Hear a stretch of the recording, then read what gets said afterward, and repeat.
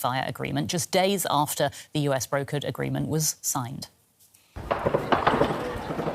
Now, that's after Rwandan-backed M23 rebels entered the city of Uvira in the eastern DRC on the border with Burundi. Nearly 200,000 people have fled from their homes in eastern Congo in recent days. Now, if confirmed, Uvira would be the last major settlement in eastern DRC to fall to rebel forces.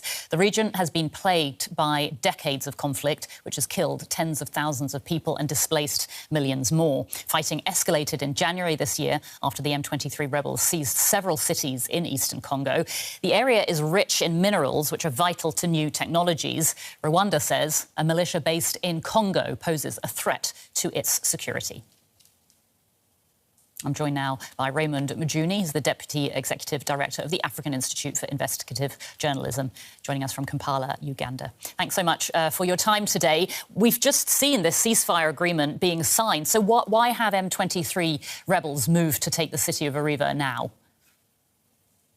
Thank you for having me. There are three separate peace processes happening in the DRC, the Eastern DRC. The first is the East African community with the South African community. The second is the Doha process, in which the M23 is. And the third is the Washington process, which has Rwanda and the DRC, but without the M23. So the one you're referring to is the one between Rwanda and the government of the DRC, but without the M23. We saw a press conference from the M23 yesterday indicating that they were unhappy that forces they say are loyal to Burundi were violating a ceasefire agreement that had been signed.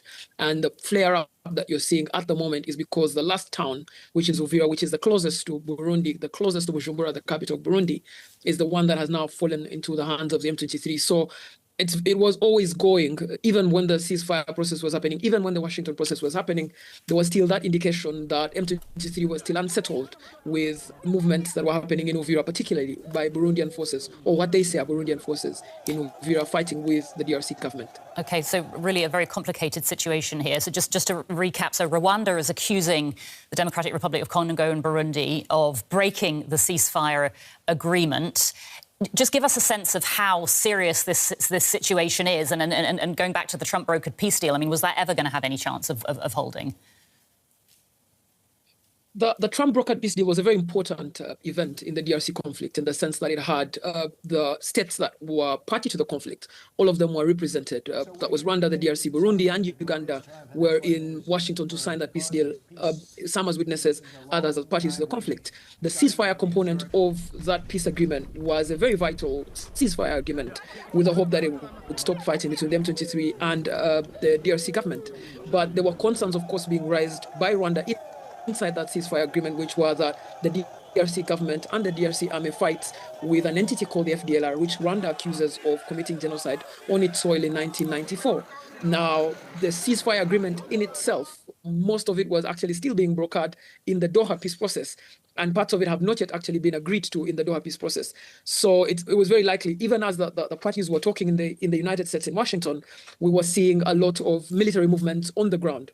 There were reports of bombings that were happening in areas that were being controlled by M23. The M23 said that the people who were conducting that bombing were Burundian forces.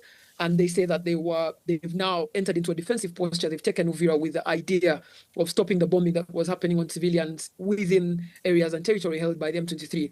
This, of course, now complicates the peace process, because M23 is only party to the peace process. They're not party to the Washington process. So Rwanda, which is party to the Washington process, has been speaking almost on behalf of the M23 by saying that the ceasefire agreement was violated. OK, just to bring in, we're a little bit short on time, but I did just want to mention the fact that this area is so rich in minerals, which are vital to new technologies. Just briefly give us a sense of how that is affecting or complicating this whole conflict.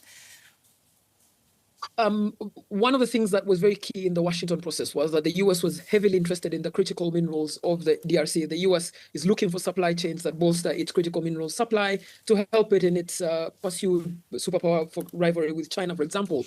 And the DRC has many of these minerals, whether it's tan, it's tin, it's coltan. Many of those are present in these areas of the Eastern DRC. What makes it more complex is that they're in areas which the state of the DRC doesn't have effective control. And because the state doesn't have effective control, sometimes mining companies carry their own fighting entities. Sometimes rebel groups spring up to sell minerals, which is artisanal minerals, to try and get their own revenue. Now we're seeing a third-party player who is the M23, who is a very capable